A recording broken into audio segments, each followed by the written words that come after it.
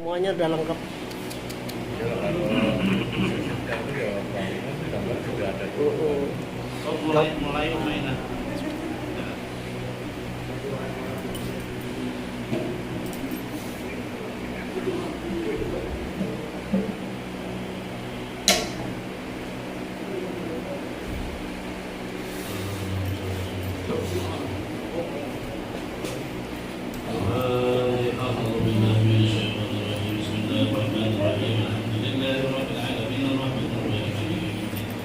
إياك نعبد وإياك نستعين اهدنا الصراط المستقيم صراط الذين أنعمت عليهم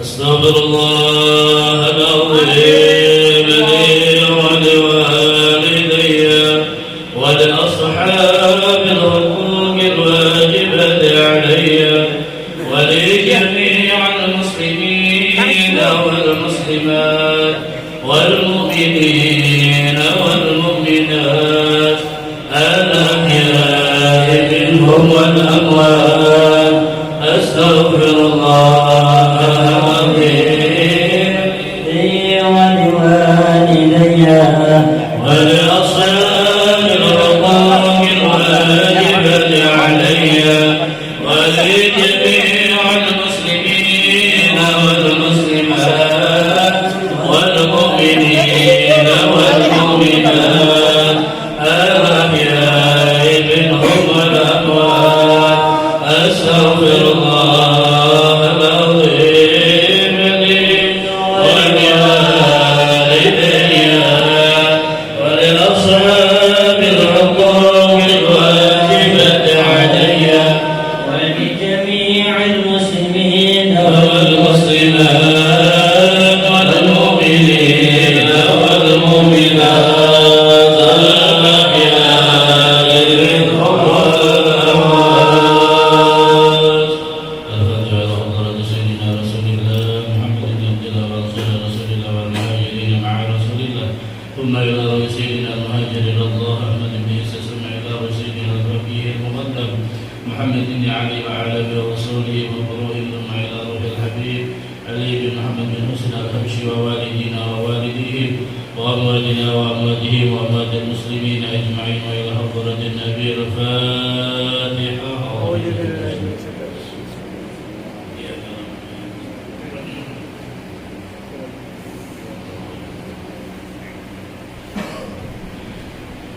فيا أيها الراجون منه شفاعة صلوا عليه وسلموا تسليما اللهم صل وسلم وبارك عليه يا أيها المشتاقون إلى رؤية جماله صلوا عليه وسلموا تسليما اللهم صل وسلم وبارك عليه ويا من يخطب وصاله يقظة ومناما صلوا عليه وسلموا تسليما اللهم صل وسلم وبارك عليه الجنة ونعيمها سعد لمن يصلي ويسلم ويبارك عليه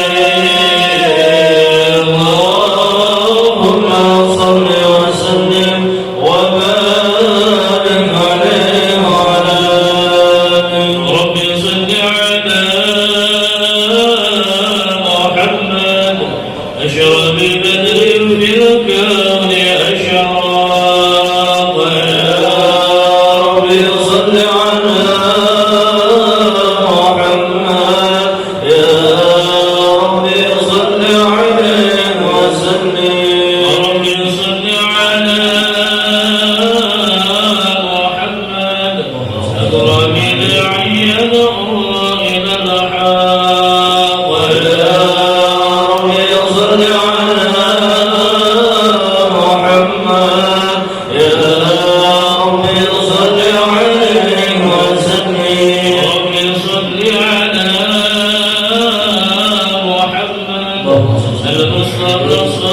الصادق المصدق ويا رب صل على محمد يا رب صل عليه وسلم صل على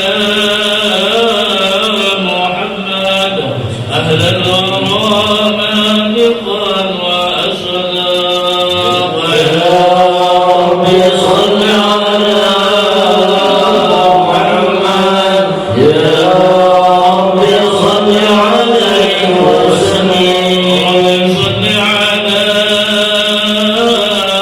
محمد أفضل من التقى وافتح من الخير كل مغلى ويا رب صل على محمد يا رب صل عليه وسلم يا رب صل على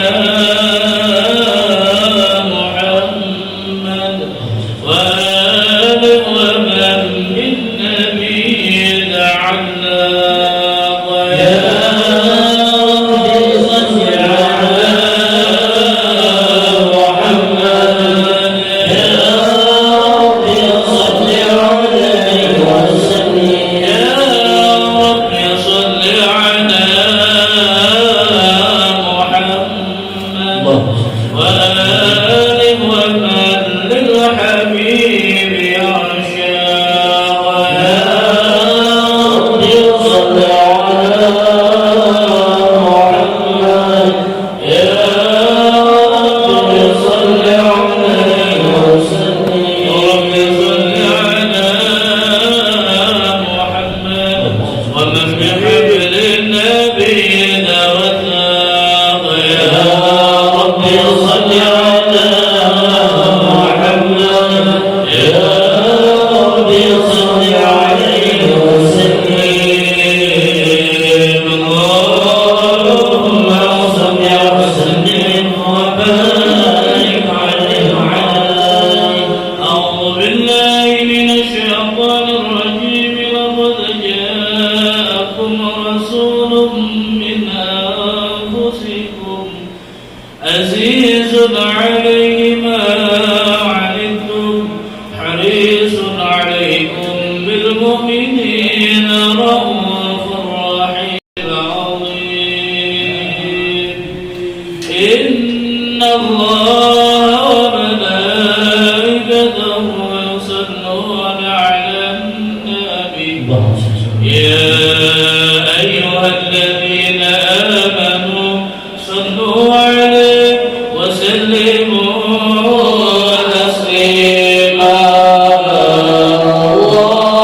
اللهم صل وسلم وبارك عليه وعلى آله قال ما شكوى وربي يا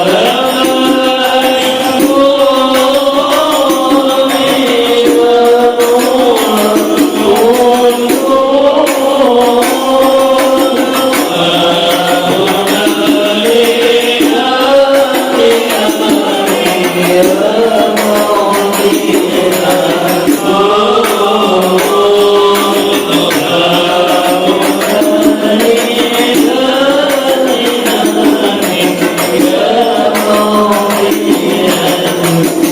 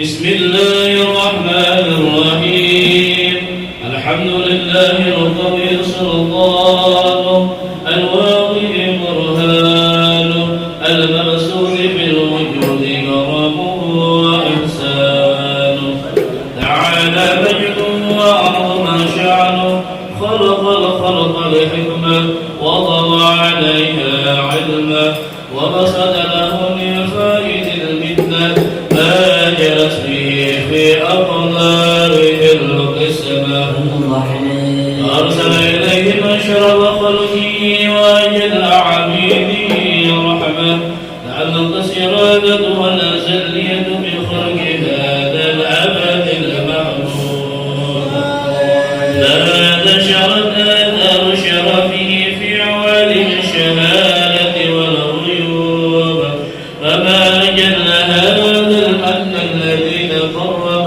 به المنان سورة كاملة ظهرت في هيئة محمود بدأت رسم وجودها أكناف الوجود وترست برد الأعوالم بدراس التفريع اللهم صل وسلم أشرف الصلاة والتسليم على سيدنا ونبينا محمد الرؤوف الرحيم اللهم صل وسلم وبارك عليه جل الحمد في عالم قدسه الواسع تجلي قضى بانتشار فضله في القريب والشاسع فله الحمد الذي لا تنحصر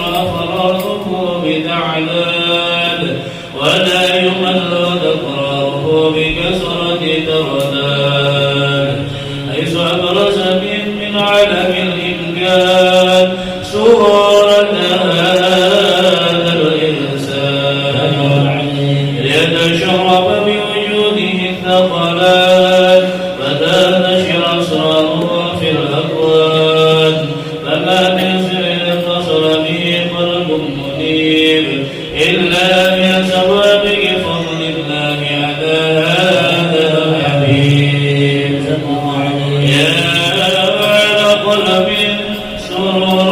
سروره قد توالى بحبيب عم العذاب نوالا جل ما شرب الوجود بنور ومر الكون بهجته وجمالا وترقى في الحسن على جدته بشرا كاملا يظهر الضلالا وهو من فوق بما قد رأى رفعة في شؤونه وكمالا فسبحان الذي أبرز من عمرة الامتنان لا يعجز عن وصفه اللسان ويهار في تعقل معانيه الجنان إذ نشر منه في عالم البطون والظهور ما ملأ الوجود الخلقي نور فنبارك الله من إله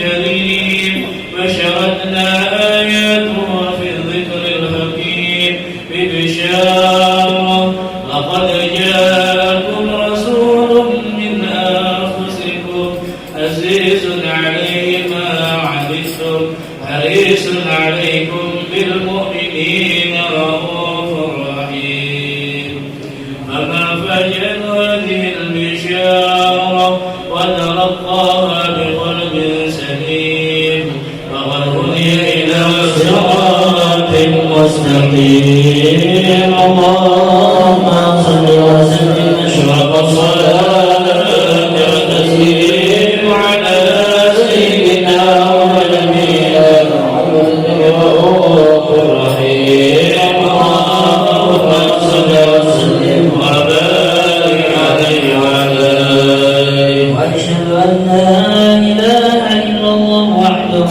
لا شريك له شهادة تعلم بها اللسان الجنان من التصديق بها والإذعان. تثبت بها في الصدور من الإيمان قواعده وتنوع على أن اليقين العبد الصادق في قوله وفعله والمبلغ عن الله ما أمر بتبليغه لخلقه من فضله ونفعه. صلى الله عليه عبد أرسله الله للعالمين بشيرا ونذيرا فبلغ الرسالة وأدى الأمانة وهدى الله به من الأمة بشرا كثيرا. فكان في ظلمة الجهل المستبصرين سراجا وقمرا منيرا فما أفضلها من منة تكرم الله بها على البشر وما أوسعها من نعمة انتشر سرها في البحر والبر. اللهم صل وسلم بأجل الصلوات وأجمعها وأزكى التحيات وأوسعها على هذا العبد الذي وفى بحق العبودية وبرز فيها في خلعة الكمال وقام بحق الربوبية في مواطن الخدمة لله وأقبل عليه غاية الإقبال. صلاة يقتصر بها روح المصل عليه صلاة يقتصر بها روح المصل عليه صلاة يقتصر بها روح المصل عليه فينتصر في قلبه نور سر تعلقه وحبه ويمتد بها بعناية الله في حزبه وعلى آله وصحبه الذين ارتقوا صموة المجد بقربه وتفيقوا إلى أشرف الأصلي بوده وحبه ما عطر الأكوان من ذكرى. اللهم صل وسلم أشرف صلاة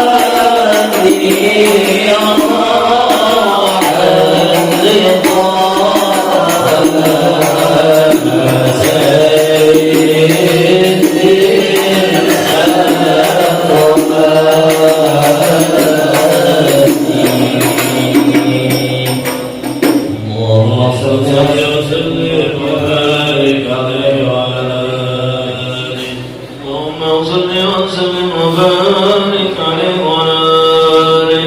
أما بعد فلما تعلقت إرادة الله في العلم القديم بظهور أسرار تخصيص البشر الكريم بالتقديم والتكريم نفذت القدرة الباهرة بالنعمة الواسعة حتى ورد في علم الشهادة بشرا لا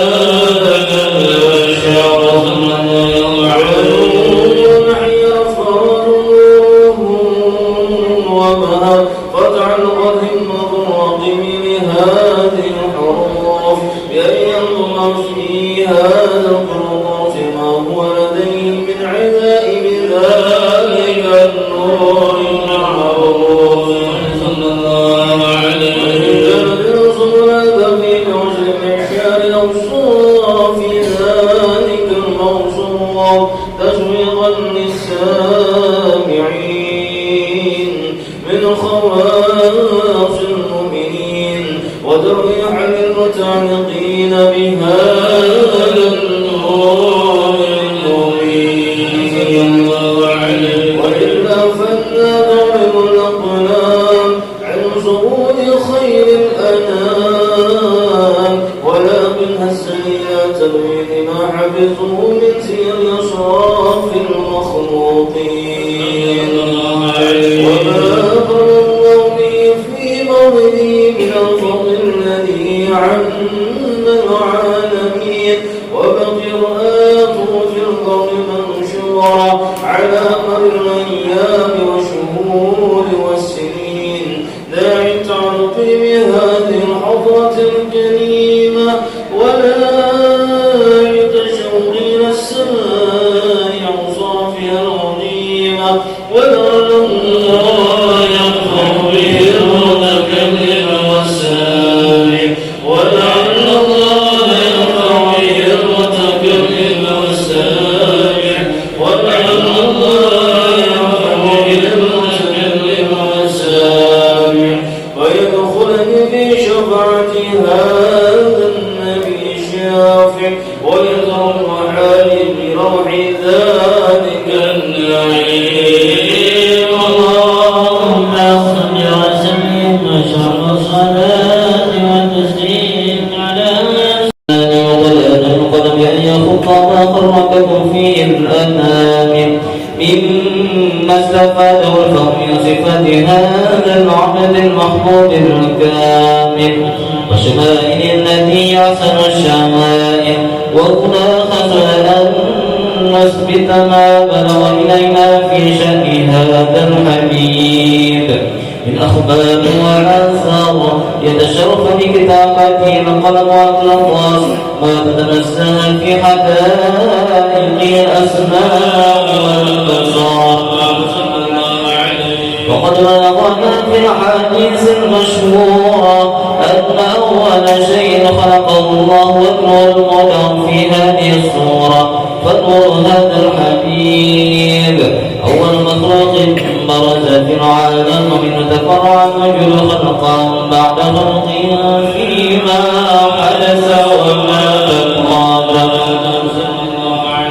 وقد أخرج عبد الرزاق سندي عن جابر بن عبد الله الأنصاري رضي الله عنهما قال قلت يا رسول الله يا أبي وأمي أخبرني عن أول شيء خلقه الله قبل الأشياء قال يا جابر إن الله خلق قبل الأشياء نور نبيك محمد صلى الله عليه وسلم من نوره. وقد ورد في حديث ابي هريره رضي الله عنه انه قال رسول الله صلى الله عليه وسلم كنت اول النبيين في الخلق واخرهم في البعث. وقد قال في روايات بانه اول خلق وجودا واشرفهم مولا. ولما كانت السعادة الأبدية لها ملاحظة خفية اختصت من شاءت من المنية بكمال الخصوصية فاستدعت النور المبين واصناب وبطول من شرفت من العالمين فذاق إلى من خصصت بالتبليغ أبيه الكريم عبد الله بن عبد المطلب ذي القدر العظيم وربه التي هي في المخاوف آمنة السيدة الكريمة آمنة فتلقى رسول عبد الله فأرقى إلى فضل آخر رحمة وشاق بمعونة الله وحافظة على حق هذه الضرورة وصونها فحملت برعاية الله ورد عنها حملا خفيفا لا تجد له ثقلا ولا تشكر منه ألما ولا عنلا حتى مر الشهر على شارب الحق وقروزه إلى عالم الشهادة تنبسط على أهل هذا العالم فوضات فضله وتنتشر فيه آثار مجده الصليب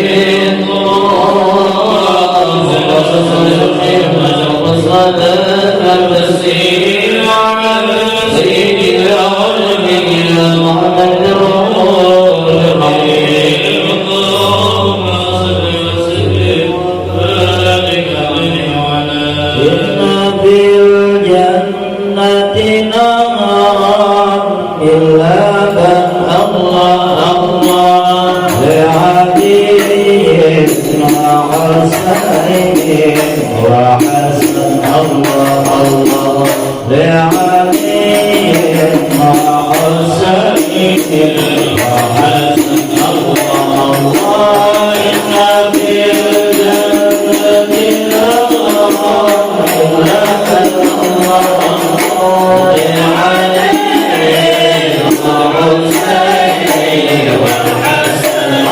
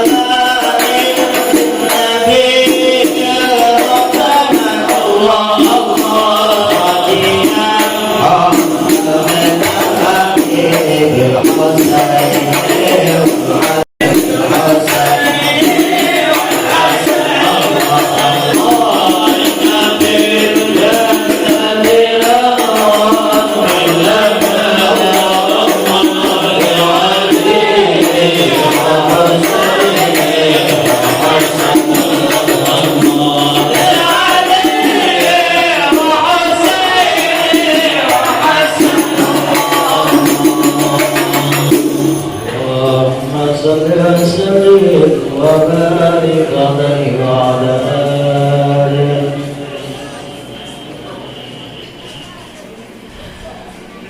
والنصوص عنك بهذه ذرة مكنونة والجوهرة موصولة والكون كله يسجد ويمسك في سرور وابتهاج بقرب سرور شرب هذا السراج والقيوم متشوق فدرت إلى مرازي متشوقة إلى القطط جواهر كناز وكل دابة لقريش نطقت بفصيح العبارة قابلة لكمال البشارة وما من حال حملت في ذلك العام إلا أتت في حملها بغلام من بركات وسعادتها الإيمان ولم تزل الأرض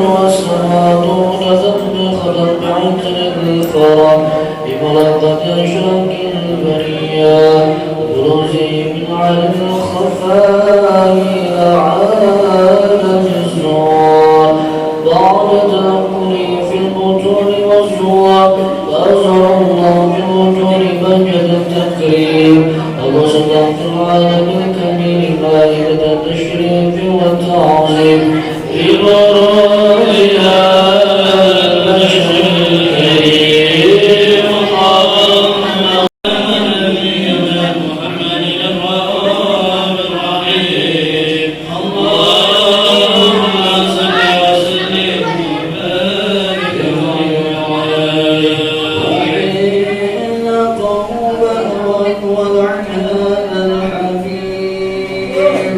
على السماوات والأرضون ومن فيهن بترحيب وأنت الرجلين على الوجود تسجد وألسنة الملائكة بتبشير العالمين سبحان الله الحمد لله ولا إله إلا الله الله أكبر سبحان الله الحمد لله ولا إله إلا الله الله أكبر سبحان الله الحمد لله ولا إله إلا الله الله أكبر والقدرة كشف الكنع هذا المستور ليوزن صلى الله عليه وسلم كاملا في عالم الظهور نورا فاق كل النور وأنبل الحق حق على من آتم الله عليه النعمة من خواص الأمة فليحذر حين وضعه أمة أليس بجنابها المسرور ومشاركة لها بهذا الصفات الممدود حذر بالتوبة ليس مريم وسيدة آسيا ومعهما من الحور الرعيد فانقسم الله له من الشراب بالقسمة الوافية فالرب الذي رتب الله على بلور وجود هذا المولود فانفلق صبح الجمال من النور عن عمود صلى الله عليه وسلم صلى الله على محمد يا ربي صل وسلم لنبي سلام عليك يا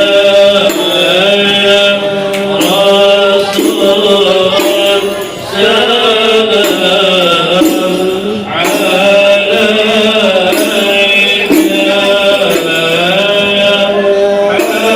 حبيب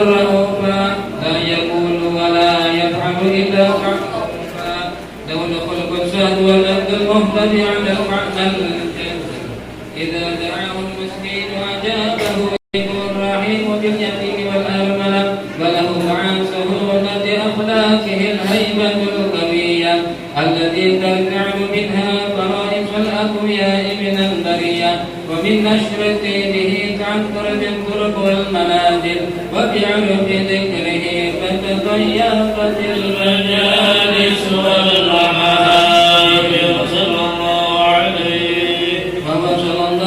وسلم جميع الصفات الكمالية والمنفرد في خلقه وخلقه بأشرف خصوصية وما من حلم في البرية محمود إلا وهو متلقى عن زين الوجود أجملت في وصف الحبيب وشأنه وله العلا في مجده ومكانه أوصف عن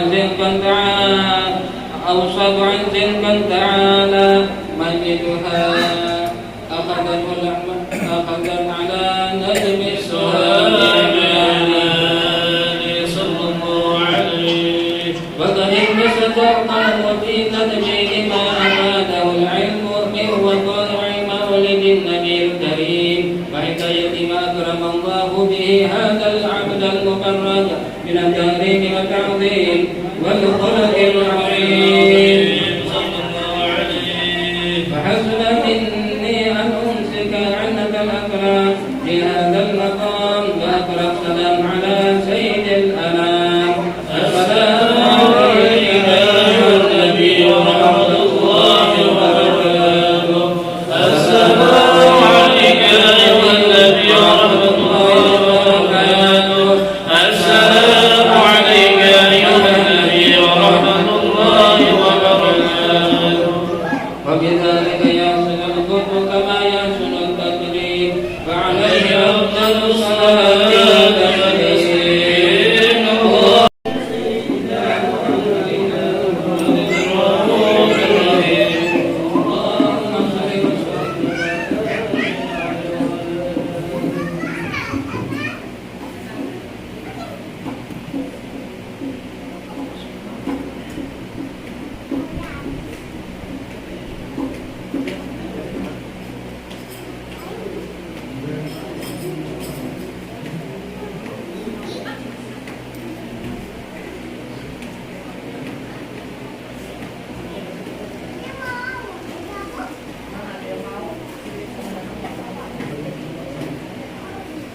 بسم الله الرحمن الرحيم الحمد لله رب العالمين اللهم صل وسلم على سيدنا محمد وعلى آله وصحبه أجمعين ولما نظم الفكر من غير أوصاف محمد وفودا توجهت إلى الله متوسلا بسيدي وحبيبي محمد صلى الله عليه وسلم أن يجعل سعي به مشكورا وقبل به محمودا وأن يقطع عمل بالأعمال المقبولة وتوجهي بتوجهة الخالصة والصفات الموصولة اللهم يا من إليه تتوجه الآمال فتعود الغافرة وعذاب بعزته تحد رحال فتغشاها منه البيوضة الغافرة نتوجه إليك بأشرف الرسائل لديه سيد المرسلين أبيك الصادق الأمين سيدنا محمد الذي عمت رسالته العالمين أن تصلي وتسلم على تلك الذات الكاملة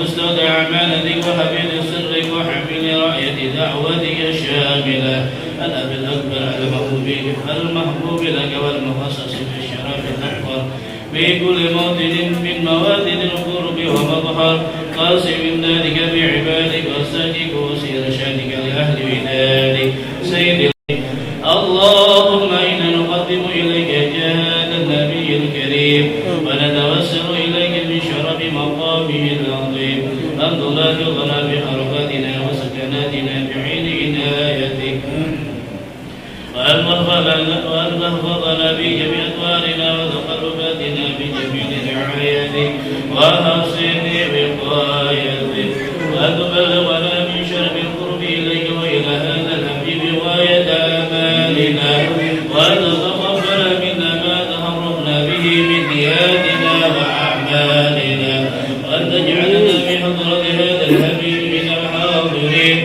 وبضرائب اتباعه من السالكين ولحقك وحقه من المعدين ولأهلك من الهادين اللهم إنا نذرت ما في رحمتك الخاصة فلا تحرمنا وظنونا جميلة هي وصيلتنا إليك فلا تخيبنا آمنا بك وبرسولك وما جاء به من الدين وتوجهنا به إليك مستشفعين المقابل المجرم منا بالغفران المقابل المجرم منا بالغفران المقابل المجرم منا بالغفران والمسيء بالإحسان سائل بما سعد والمؤمل لما أمل وأن تجعلنا ممن نصر هذا الحبيب وواظره ووالاه وظاهره اللهم ببركته وشرف وجهه أولادنا ووالدينا وأهل قدرنا ووالدينا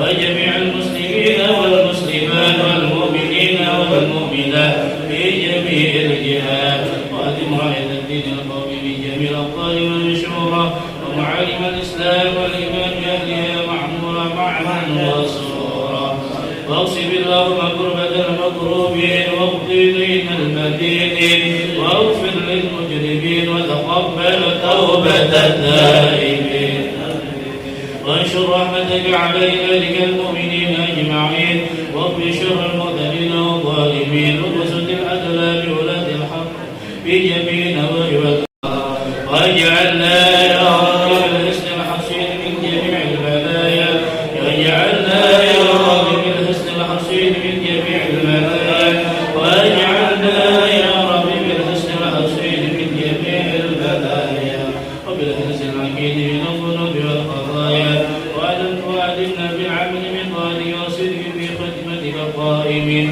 وإذا توفيتنا وتوفنا مسلمين مؤمنين واختم لنا منك بخير أجمعين وصل وسلم على هذا الحبيب المحبوب للأجسام والأرواح والقلوب وعلى آله وصحبه ومن إليه منسوب وآخر دعوانا الحمد لله رب العالمين.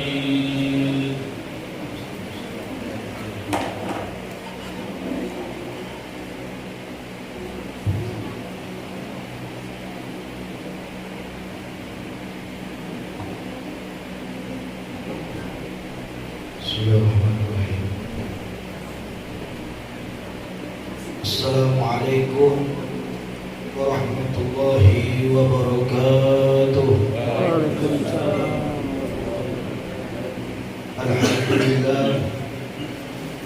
Alhamdulillahi rabbil alamin. Nahmaduhu wa nasta'inu wa nastaghfiruh wa na'udzu billahi min shururi anfusina wa min sayyiati a'malina. من يهد الله فلا مضل له ومن يضلل فلا هادي له أشهد أن لا إله إلا الله وحده لا شريك له وأشهد أن سيدنا محمدا عبده ورسوله اللهم صل وسلم وبارك وكرم وعزم وتحنن وتكرم على سيدنا ونبينا وحبيبنا وشفيعنا وقدوتنا ومولانا محمد من باب رحمة الله عدد ما في علم الله صلاة وسلاما دعمة بدوام في الله وعلى آله وأصحابه أما بعد فيا الحاضرون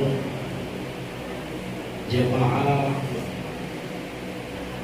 Majelis Ta'lim Muhammad Yasin wa insyaallah diberkahi Allah Subhanahu wa taala mendapatkan maghfirah ampunan daripada Allah Subhanahu wa taala. Mudah-mudahan majelis ini menjadi besar insyaallah berkat Nabi Muhammad sallallahu alaihi wasallam, bidahi Nabi Muhammad sallallahu alaihi wasallam. Yang sama-sama kita muliakan tuan-tuan guru-guru ngaji, para sesepuh yang tidak bisa al-fikir sebutkan satu persatu, tidak mengurangi rasa hormat al-fakir kepada antum-antum sekalian, walaupun di sini sebab wasilah duduknya di sini berkat saudara ana satu seperjuangan, akhina fillah, akhi Haji Fadli, insyaallah mudah-mudahan Kita doakan beliau panjang umur, sehat walafiat, taat ibadat, dunia akhirat, kabul hajat, insyaallah kabul niatnya, berkah dunia, berkah akhirat, selamat dunia, selamat akhirat, bahagia dunia, bahagia akhirat. Insyaallah kita semuanya dalam naungan dari Allah Subhanahu wa taala. Amin amin ya rabbal alamin. Hadirin jamaah rahimakumullah. Sekiranya kita duduk di sini untuk mendapatkan kesempurnaan yang diberikan oleh Allah Subhanahu wa taala, berupa banyak kenikmatan-kenikmatan yang diberikan oleh Allah Subhanahu wa taala yang tidak pernah kita bisa hitung kenikmatan yang diberikan oleh Allah Subhanahu wa taala. Salah satunya yaitu nikmat umur. Nikmat yang diberi oleh Allah panjang daripada umur kita, panjang juga ibadah kita kepada Allah Subhanahu wa taala. Bukan saja nikmat umur, sehat, kesempatan juga diberikan oleh Allah Subhanahu wa taala. Hadirin ibadah Allah rahimakumullah. Coba lihat sekarang ini banyak sekali ketika orang mendapatkan kenikmatan serta kelezatan yang diberikan oleh Allah Subhanahu wa taala berupa ketakwaan kepada Allah Subhanahu wa taala. Tidak semua yang bisa hadir di majelis ini yang hatinya terpaut dengan Nabi Muhammad SAW, yang hatinya terhubung dengan Nabi Muhammad SAW, yang hatinya selalu merindukan tentang Nabi Muhammad SAW, yang selalu yang kita dicintai dan mencintai oleh kita, yaitu siapa lagi kalau bukan Nabi kita, Nabi Muhammad SAW. Bukan sekedar cinta. Kalau kita cinta kepada Nabi Muhammad, salawat yang kita dengungkan, salawat yang kita pakai, salawat yang tiap hari bahkan kita gaungkan, bukan untuk daripada Nabi Muhammad, melainkan untuk kita sebagai umat Nabi Muhammad. Nabi Muhammad tidak butuh yang namanya salawat kita. Nabi Muhammad tidak butuh yang namanya salawat terus menerus, tapi kita yang butuh dengan Nabi Muhammad SAW. Tidak akan mengurangi kecintaan daripada Allah Subhanahu wa taala kepada Nabi Muhammad. Tidak akan pernah kemuliaan itu melebihi daripada setiap tingkatan-tingkatan yang bahkan merubah daripada cintanya Allah Subhanahu wa taala kepada kekasihnya Nabi Muhammad. Kita yang butuh dengan Nabi Muhammad sallallahu alaihi wasallam. Ibadah Allah, ketika kita saat mengetahui tentang bagaimana yang ketika Nabi Muhammad merindukan kita sebagai umatnya, ketika lisan kita banyak berselawat kepada Nabi kita Nabi Muhammad SAW. Bayangkan ketika saat itu nurnya Nabi Muhammad, as-salatu alayya, salat yang membuat kita rindu dengan Nabi Muhammad SAW. Ketahui ya, setiap apa yang kita ucapkan, setiap apa yang kita lantunkan, baik itu berupa ucapan yang langsung berhubungan dengan Nabi Muhammad, saatnya kita tahu bahwa sesungguhnya setiap yang kita ucapkan itu pasti ada fadilah, keutamaan yang membuat kita ada hubungan dengan Nabi Muhammad SAW. Seperti ibadah Allah, HP yang kita punya, kalau koneksinya baik kepada Nabi Muhammad, kalau hubungan ta'aluknya kepada Nabi Muhammad dengan baik, akan bisa menyampaikan kita bersama Nabi Muhammad SAW. Kalau sinyalnya baik, kalau koneksinya baik, akan baik ketika kita berhubungan dengan Nabi Muhammad SAW. Suatu kisah diceritakan, ada seorang murid ingin sekali berjumpa dengan Nabi Muhammad SAW. Ditanya kepada sang guru, wahai guru, aku ingin berjumpa dengan Nabi Muhammad SAW. Engkau ingin bertemu dengan Nabi Muhammad? Iya wahai guru, aku ingin sekali bertemu dengan Nabi Muhammad, walaupun sekali dalam hidupku, dalam mimpi. Kalau begitu kata sang guru, engkau amalkan selawat ini. Dia terus berselawat kepada baginda Nabi Muhammad SAW, tidak berubah daripada dirinya. Bertanya lagi kepada sang guru, wahai guru, aku tidak mendapatkan apa-apa walaupun bermimpi dengan Nabi Muhammad. Ya, Kalau begitu kata sang guru, kau banyak makan. Kalau bahasa kita ini bilang ikan asin. Kalau Pontianak dia bilang ikan asin. Kalau kita ini apa namanya? Sama. Ikan asin diamalkan oleh sang guru. Kalau begitu banyak mengamalkan ikan asin, kau akan bisa berjumpa dengan Nabi Muhammad SAW. Tidurlah seorang murid tadi, tidur dengan sampai dia tertidur.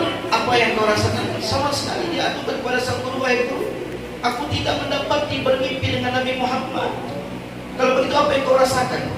Yang kau rasakan haus, dahaga aku menemui hujan yang turun, sungai, air laut, air terjun hanya ada di dalam mimpiku. Oh iya begitu. Kalau begitu, yang kau rindukan hanya air hujan, air terjun, lautan. Kenapa? Di dirimu ada rasa kehausan yang di dalamnya hanya dengan air dan air. Saat itu kata guru, itulah orang yang ingin bertemu dengan Nabi Muhammad, orang yang di saat itu ingin sekali merasakan bagaimana letak rindunya dengan Nabi Muhammad. Makanya kata beliau, orang yang ingin berjumpa dengan Nabi Muhammad sering-seringlah merindukan Nabi Muhammad SAW. Sampai dalam tidur pun, wah insya Allah ketika tidur, bila ia menginginkan berjumpa dengan Nabi Muhammad, wah insya Allah Nabi Muhammad akan mendatanginya dalam mimpinya. Dan insya Allah kita semua mendapati daripada apa yang dikatakan oleh Sepuh. Jadi mudah-mudahan dalam hidup kita bisa bertemu dengan Nabi Muhammad SAW. Amin amin ya rabbal alamin. Kalau begitu kata Nabi, apa yang membuatmu ketika orang-orang yang ingin merasakan, ketika dalam hadis Nabi Muhammad SAW, aulan nas di yaumil qiyamah aksarhum alayya salatan, ketika orang yang ingin yang pasti dekat denganku, yang bersama denganku nanti di akhirat, ya, bila mana ia banyak berselawat kepada Nabi Muhammad. Apa susahnya kita untuk berselawat kepada Nabi Muhammad? Kita enggan, tidak mau lagi ingin mendapatkan kecintaan Nabi Muhammad, yang ingin sekali mendapatkan kerinduan dengan Nabi Muhammad. Bahkan hari ini banyak ibadah Allah, orang-orang yang telah membuat bikin sedih hati Nabi Muhammad SAW. Orang yang bila mana hari ini jangan mimpi itu bersama Nabi Muhammad. Kalau hari ini ajaran-ajaran Nabi Muhammad SAW, syariat-syariat Nabi Muhammad ditinggalkan, sunnah-sunnah Nabi Muhammad ditinggalkan, demi Allah, orang tersebut tidak akan bisa mendapatkan syafaat, lebih-lebih syafaat Nabi Muhammad SAW. Coba lihat sekarang ini, bagaimana kedurhakaan anak kepada seorang ibu. Bagaimana kita, anak-anak hari ini tidak lagi tahu tentang bagaimana siapa itu Nabi Muhammad. Bahkan orang tidak mengenalkan kepada anak-anaknya bagaimana sosok Nabi Muhammad SAW. Bahkan kita tidak mengenal siapa itu Nabi Muhammad. Kesukaan apa itu Nabi Muhammad? Apa yang dilakukan Nabi Muhammad? Ketika saat itu Nabi Muhammad sedang apa? Ketika dengan sahabatnya, siapa nama-nama sahabatnya? Siapa nama istri Nabi Muhammad? Bagaimana akhlak Nabi Muhammad?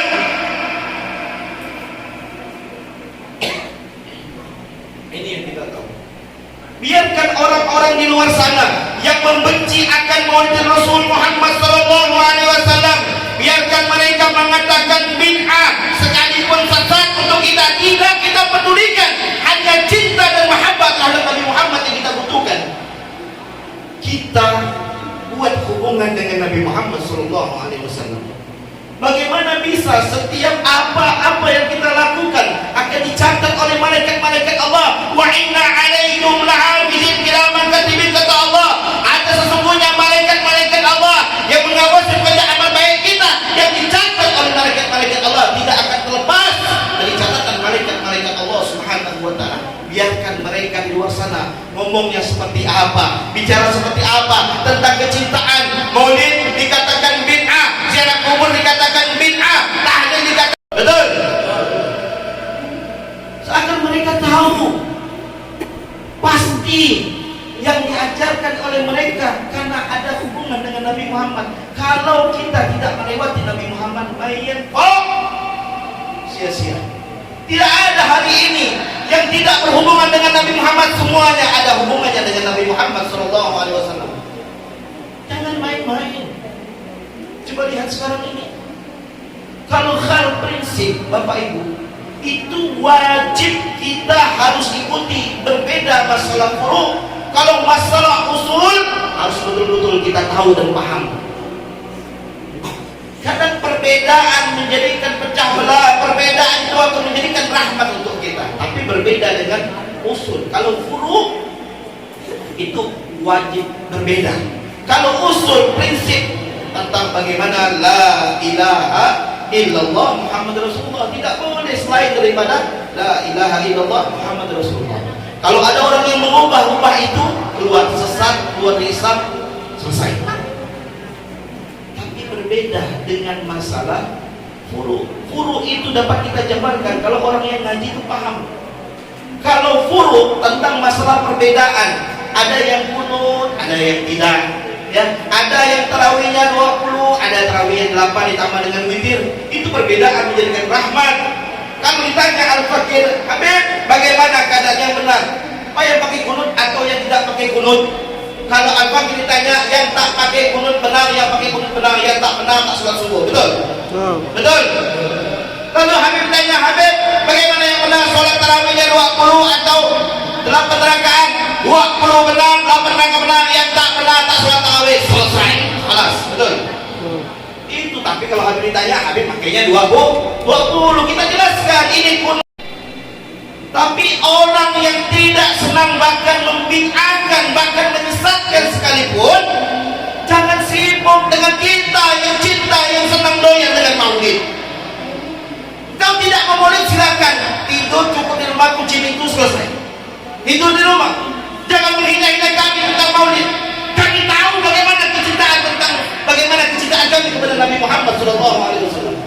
Tidak peduli hati kami hanya bersama Nabi Muhammad SAW. Kau mengatakan bid'ah, kau mengatakan sesat, tidak peduli. Kita lihat nanti di yaumil qiyamah, apakah saya dan Anda nanti bersama Nabi Muhammad SAW. Al-Fakir sengaja mengatakan seperti ini. Sekarang banyak orang dikit-dikit bid'ah, dikit-dikit sesat, dikit-dikit murtad, keluar dari Islam. Tidak betul. Tahlil dikatakan bid'ah. Ayo kalau kita ngomong tahlil bid'ah, ziarah kubur bid'ah. Kami tidak minta kepada Ismail, kami minta berkah wasilah kepada para awliya, para wali yang ingin menyampaikan kami kepada Nabi Muhammad SAW. Nanti Nabi Muhammad menyampaikan kepada Allah Subhanahu Wa Taala. Betul? Jangan main-main.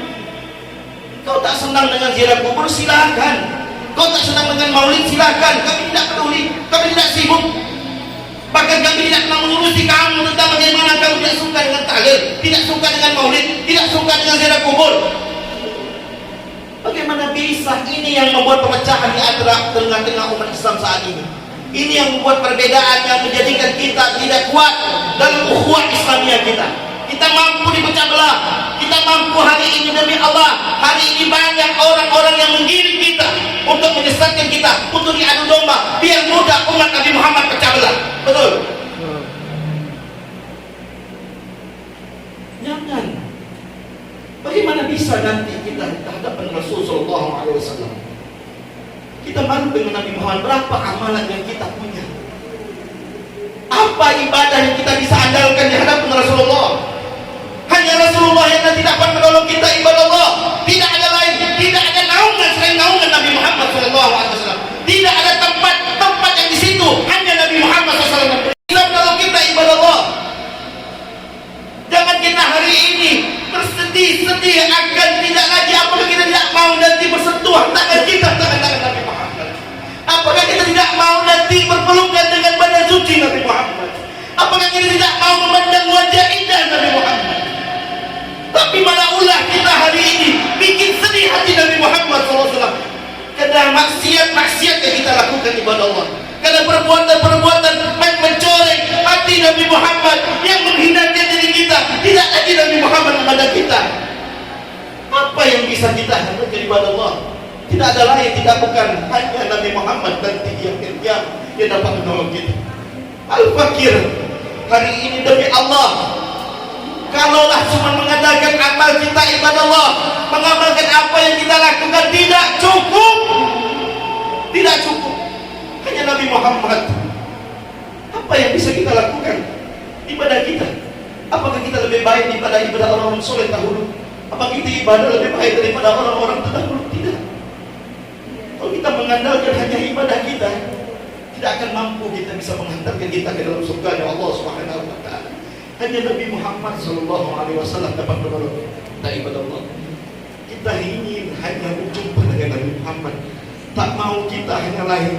Surga dikatakan Habib Abdullah bin Ali Muhammad Al-Haddad Sahibul Latif mengatakan, kalaulah surga, dalam surga itu memang nyaman, enak, tapi di dalamnya tidak ada Nabi Muhammad, itu surga tidak ada apa-apanya.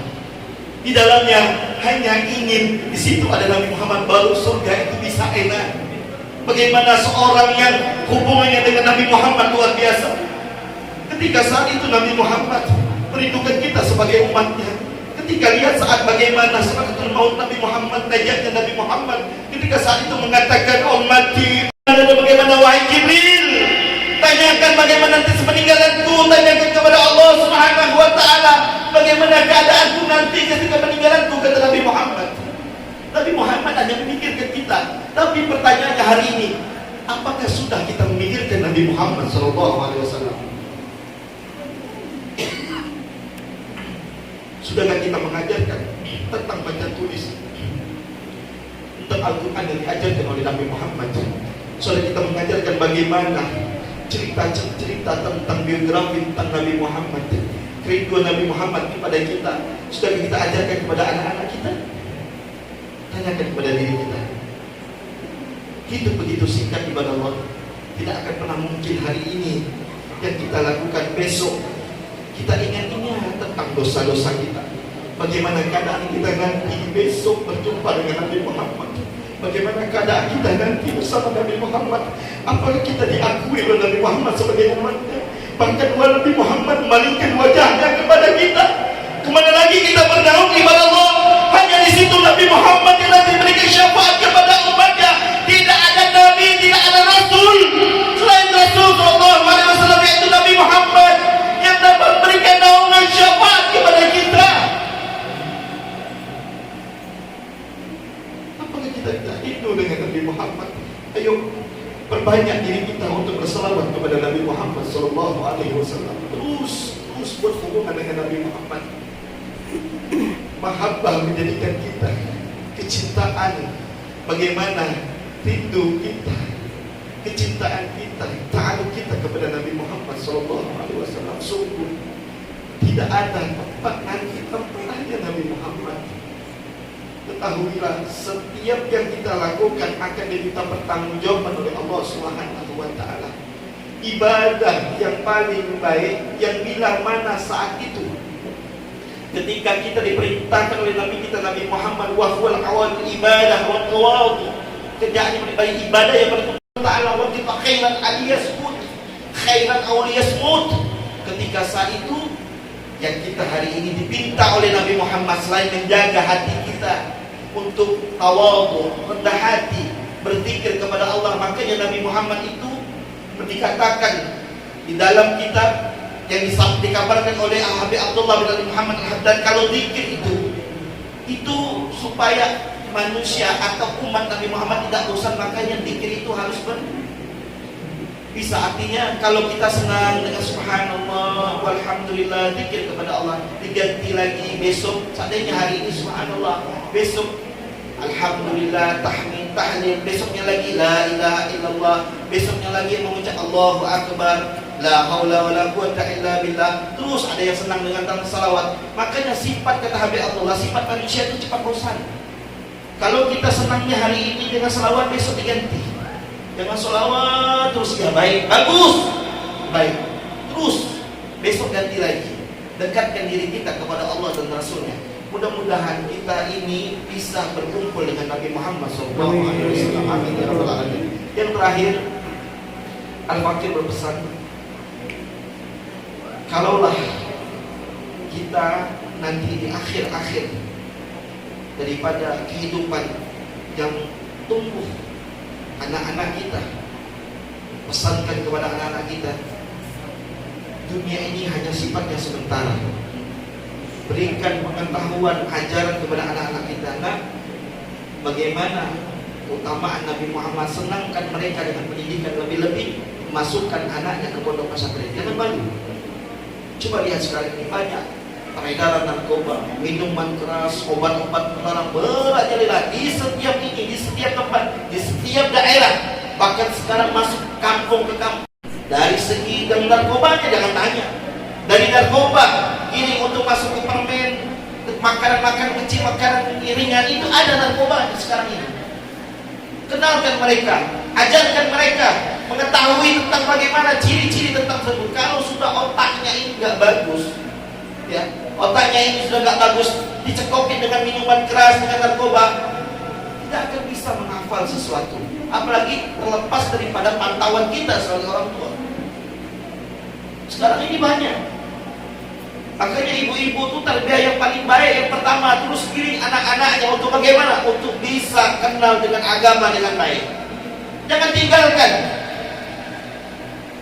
Jangan karena urusan fulus, urusan uang. Demi Allah, ibu-ibu ini juga ini. Ini ibu-ibu juga perlu tahu. Jangan sibuk dengan urusan hanya pribadi. Coba sibukkan dengan diri kita sendiri. Ini kadang sibuk dengan urusan orang lain, tapi tidak pernah sibuk dengan urusan orang lain. Kita sibuk dengan aib-aib orang lain, tapi tidak pernah sibuk dengan aib diri kita sendiri. Coba sekarang ini lihat bagaimana urusan-urusan perut, urusan-urusan dunia, hukum dunia, cinta akan dunia, yang sekiranya bertetangga yang tidak saling tegur sapa. Coba lihat sekarang ini, hanya urusan dunia. Nyimpan, kalau bahasa orang Pontianak itu, nyimpan pasir dan rumah ribut bertengkar sampai bertahun-tahun, betul? Yang nyimpan kena atap, yang kena pancoran, ribut bertahun-tahun tak menegur. Ini tidak boleh. Ini bukan ajaran Nabi Muhammad SAW. Bagaimana bisa menjadi anak yang soleh dan soleha kalau kita ini sibuk terus dengan urusan orang lain? Coba kita sibuk dengan urusan kita sendiri, sibuk dengan aib kita sendiri. Demi Allah, enak kita diri kita. Ingat mati, letakkan kain kafan di hadapan kita. Oh, sebentar lagi kita di hadapan Allah Subhanahu wa Ta'ala. Oh, kita ini besok akan mati, besok akan tiada, besok. Ingat, mati, insya Allah tiada lain, hanya pikiran kita. Ya Allah, besok bagaimana keadaan aku nanti di akhirat, besok bagaimana keadaan nanti di padang mahsyar. Coba, sengaja makin keras seperti ini, tegas seperti ini, bukan apa? Ini bukan main-main persoalan ini. Kalau kita ditanya tentang negara kita, kalau kita bilang besok, kita berani bilang bahwa negara kita sedang tidak baik-baik saja, kita harus akui itu. Sekarang banyak propaganda tentang bagaimana musuh yang sudah nyata-nyata di depan kita. Bahkan orang-orang yang menistakan agama, orang yang menzalimi ulama, orang yang sekiranya hari ini membenci para alim ulama, ulama dikriminalisasi, ulama dibenci, ulama difitnah. Lebih-lebih para habaibnya sekarang ini. Banyak, ini ujian untuk para habaib insya Allah. Banyak sekarang ini orang-orang yang antara ulama dan habaib, antara kiai dan habaib itu dipisahkan atau dipisah-pisah, dibikin chaos antara ulama dan habaib, antara asatid dengan habaib, terus antara kiai dengan habaib. Ini dipecah belah. Mudah-mudahan kita dijauhkan oleh orang-orang yang ingin pecah belah para ulama, para habaib kita dengan ulama, dan para habaib kita dengan para kiai. Jangan ikut-ikutan dengan di luar sana. Demi Allah tidak akan selamat kita. Adukan semuanya kepada Nabi Muhammad SAW. Bangun tengah malam tahajud memohon kepada Allah Subhanahu wa Ta'ala. Yang tak perlu jangan kita kerjakan. Ini banyak sekarang ini. Coba lihat orang yang hal-hal tak berguna, kalau bahasa Melayu tak berguna. Sikit-sikit ada bahasa Melayu lah sikit. Orang tak berguna, tak manfaat, tak bagus, tak betul, tak seronok. Jangan kerjakan. Tak bagus, tak betul. Jangan. Yang sekiranya betul, bawa manfaat untuk kita kerjakan.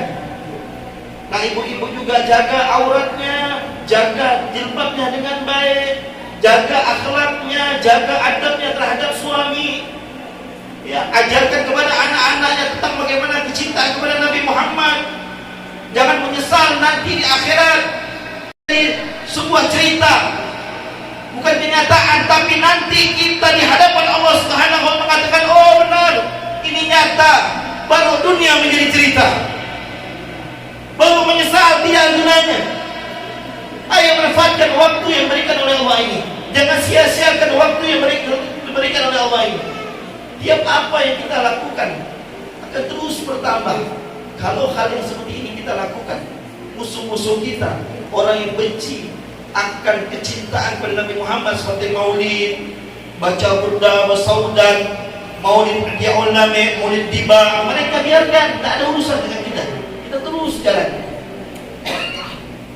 Tetap istiqomah. Biar sedikit. Yang sedikit ini nanti bisa menghantarkan kita disenangi, dicintai oleh Nabi Muhammad SAW. Yang kedua, pesan fakir, jadikan diri kita terus mencari ilmu. Jangan pernah bosan untuk menuntut ilmu. Datangi ulama kita, datangi ulama habaib kita, datangi para ashabir kita, datangi kiai-kiai kita untuk belajar. Jangan malu. Hari ini Al-Fakir lihat, ini bukan orang sini, orang Pontianak. Ada orang yang dia malu datang udah tua nak belajar, tak mau. Jangan. Yang makin orang yang malu akan untuk ilmu, nanti dia tak dapat apa-apa. Tapi ketika dia mau mendekati ulama, datangi ulama asatid, dia akan tahu begini manfaatnya luar biasa. Jangan malu untuk belajar. Yang kecil diajarkan rangkul, ya. Kalau Al-Fakir itu ngurusnya di Pontianak itu orang-orang yang bukan dalam masjid, orang tepi jalan, bukan Al-Fakir sombong, bukan.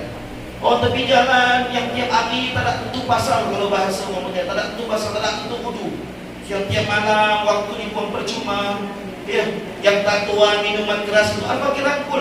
Bukan orang benar semuanya. Mantan pembunuh, mantan narkoba, mantan tukang pukul, mantan pencuri, mantan bandar narkoba, Al-Fakir rangkul. Kenapa? Membuat mereka ini siapa lagi kalau bukan kita? Dia ini perlu didekati, pendekatan secara persuasif yang dilakukan oleh kita. Dia ini sebenarnya mau belajar, mau ingin menuntut ilmu, tapi malu untuk bertanya. Ini orang menjauhi mereka, kita yang harus mendekati mereka. Waktu kita semuanya terhubung, mungkin ekonomi finansial kita keluar untuk apa? Untuk hanya untuk mendekatkan dia, mengenalkan tentang Nabi Muhammad, merangkul dia untuk beribadah yang baik, tahu ilmu, tahu hukum, tahu syariat. Dekati mereka. Yang terakhir, pesan Al-Fakir, mudah-mudahan yang kita lakukan ini, Al-Fakir pesan, karena Al-Fakir tidak akan sering ke sini karena jauh jarak. Mungkin insya Allah kalau dipanggil lagi bisa Al-Fakir datang lagi. Tetap istiqamah seperti ini. Pesan Al-Fakir yang wasiat, tidak pernah usah pedulikan orang-orang yang ngoceh, orang yang berisik. Oh, boleh begini, tidak ada urusan, istiqomah jalan, ya, tidak ada urusan tentang itu. Orang tidak mau ini tahlil apa, tidak peduli, kita ada dalilnya, kita ada hujahnya semuanya. Diajar oleh ulama-ulama kita, terus jalan, istiqamah, tidak ada urusan tentang itu. Orang mau berkata apa, silakan.